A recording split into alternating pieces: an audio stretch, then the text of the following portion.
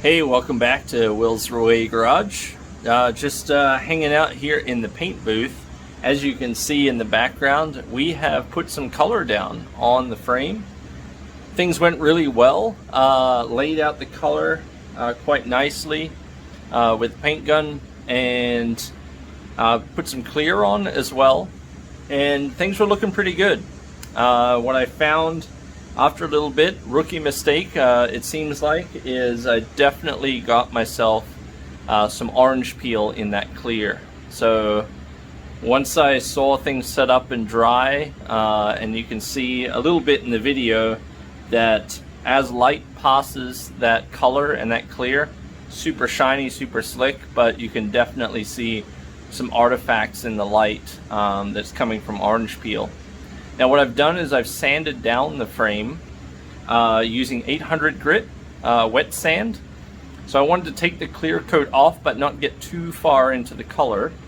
And yeah, I can see a couple of spots here where I think a couple of edges where I've gone through the color a bit.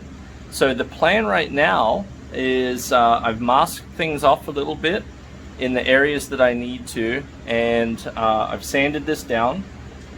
We're going to do a tack coat of color, then a full coat of color, and then I'm going to do clear again. So we're going to do 2 coats of clear and see how things go. So you might be wondering, I know I got orange peel, but what am I going to do to fix it? So first step was to take care of the air coming into the gun. From what I've read, for the most part, orange peel is from too low of a pressure coming to the gun itself. So we're going to test that out. The way we're going to test it is, I got an upgrade. So I decided to go with a 60-gallon air compressor. Grabbed that one from Tractor Supply Company. The one I have right now is 20 gallons. So we're going to load up the gun the same way. I've got all kinds of materials and things set up here. Clear coats, color, cleaners, cups, all of the CE things, I guess, that I need to paint. I did decide to go with this little kit here. This is actually Harbor Freight. That they do a disposable cup kit. And the top of the cup actually has a filter in it. So that you can see the lid has a filter. It has a cap, it has measurements. So far, those have worked really well. So I'm going to continue using that setup. A couple other things I have, I've got some color mix up in here, the metallic. You can see the paint can has a little stirring thing in it there as well. So we're going to go ahead and do those. Guns all set up. So yeah, we're just going to go for round 2. Now, I've never painted something before, so it's a little bit of trial and error, a lot of reading and research, watching videos.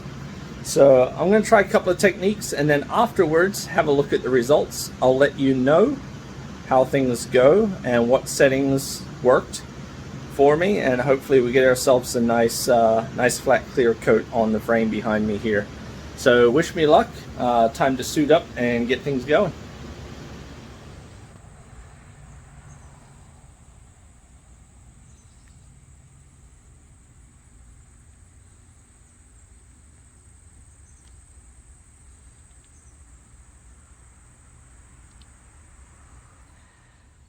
We're all done out here enjoying the weather. I think it's on my face that this turned out amazing. I am really thinking hard if I want to do any kind of polishing or buffing. That's how clean this clear coat went down. It looks very similar when I look at just my stock pickup truck. The paint finish is pretty darn close.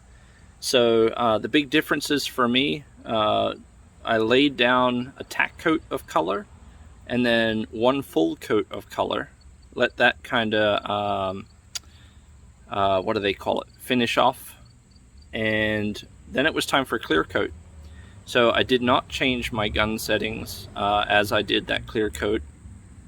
Did a couple of spray outs just to test some things, and it was pretty much getting a little bit closer to the product itself, and I definitely added more material as I was going. So nice smooth finishes there, letting the clear lay down. This is 2 thick wet coats of clear coat that were put on the frame itself. I did find a couple of areas where I got some runs, a little bit too much. Thankfully, they were in areas that were, it's going to be easy to kind of sand it down a little bit. But yeah, these frame rails where the world is going to see with an open engine, they are super smooth. So I'm really excited. Recommendations for anyone that is trying to do this: yes, you can do it. It's probably the first one. Get a good air compressor so the air coming out is consistent. And the last item for me was I actually laid down more clear than I thought I needed. So the gun was fairly close, probably I'd say I was holding the gun 4 to 6 inches away from the frame itself. And yeah, you lay down a lot more clear than I thought I would as I went. So, and you know when it's too much, because it almost looks like if you ever blew a straw into liquid and you can see the liquid rippling away from the air coming out, it looks a lot like that. So that's when I knew I got too close. So it took a little practice, but man, I am excited. So next steps now, we get to start putting some parts right back on this frame and start finishing things up. I may do just a little bit of buffing and polishing, but no wax. I'm told not to put wax on this for a couple of months. Let the color and clear gas off over time. It's still a little bit soft. It's probably been about 12 hours now since I sprayed yesterday. So anyway, thanks for watching. On to some next projects, but now you know what color the hot rod's going to be when it's done, and I cannot wait to start laying down some color on that body. Talk to you soon.